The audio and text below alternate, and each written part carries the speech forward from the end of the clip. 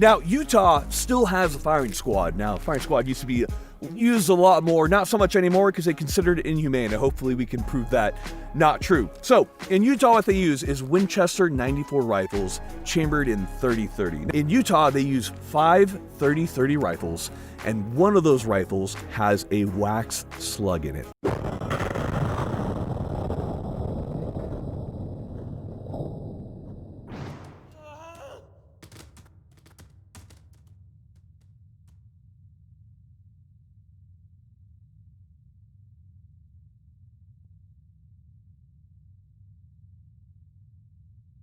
Now, we've tried an American execution method, but what about some other countries throughout the world? Let's do some of those. So, Micah, we're going to be doing the Soviet/the Russian execution method. You know what that is?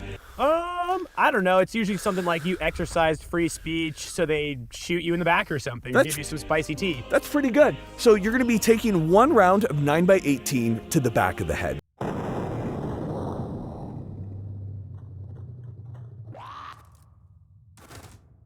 Next up, we have Thailand. Now, the question is, how would Thailand execute somebody? It's actually quite interesting. So what we have here is we have the person we executed is tied up against a post, and their back is facing towards the shooter, which is a machine gun that is clamped into a vise.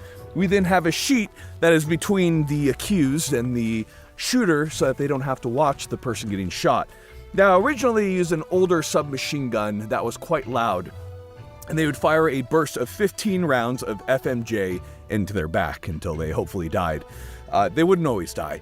But apparently that really scared the prisoners because they could hear the automatic gunfire, so they switched over to an MP5 SD, which is very, very quiet. As you know, the SD stands for super duper quiet. We're going to do another American special. This is a specialty of the Navy SEALs. We're going to do what's called a canoe. Is it a authorized killing under the laws of armed conflict or a war crime? That's not for me to decide. I'm just going to show it to you. So what it is when a combatant's on the ground and is still alive, a safety round is put under the chin, through the head, and then apparently will create that canoe-like effect. Why is it called a safety round? Just to make sure they're dead, because you don't want them like popping up with a gun or pulling a grenade, you know, something like that. You just want to make sure they're not alive. Safety round. Lives are expensive, ammo is cheap. Give them another round. And of course, we'll be using the HK-416, which is was one of the weapons of choice of the Navy SEALs, as authentic as possible with the actual military ammo. I can't wait. Interested to see what it looks like.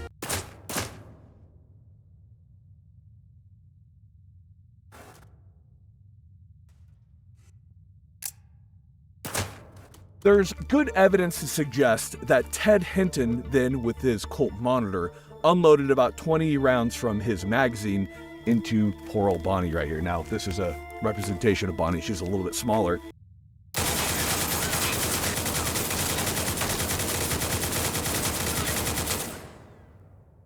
Saw my head off, dude.